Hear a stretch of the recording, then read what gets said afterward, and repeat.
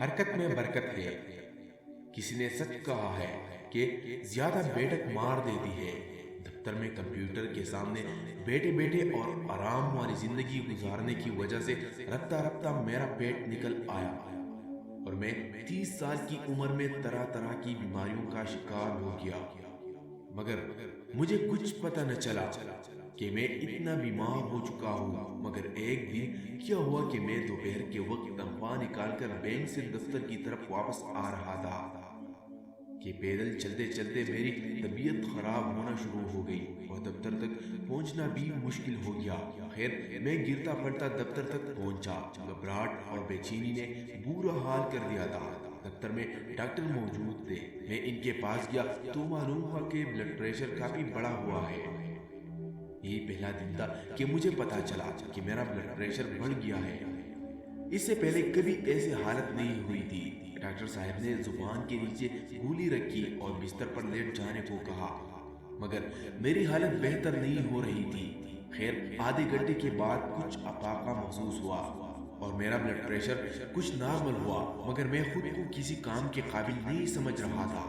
اس لیے میرے افسر نے مجھے چھٹی دے دی اور میں دفتر کے ایک ساتھی کے ساتھ ٹیکسی میں بیٹھ کر اپنے گھر آیا۔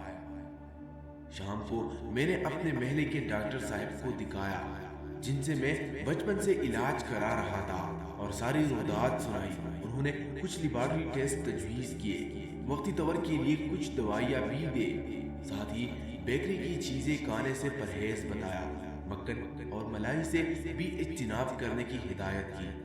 میں نے اگلے دن لیبارٹری جا کر سارے ٹیسٹ کرائے اور دفتر سے 2 ہفتے کی چھٹی لے لی۔ ٹیسٹ رپورٹ ملنے کے بعد میں ڈاکٹر صاحب کے پاس گیا۔ انہوں نے رپورٹ دیکھ کر کہا کہ خطرے کی کوئی بات نہیں ہے، اگر آپ نے پرہیز کیا اور دوائی پابندی سے لی تو آپ نارمل زندگی گزاریں گے۔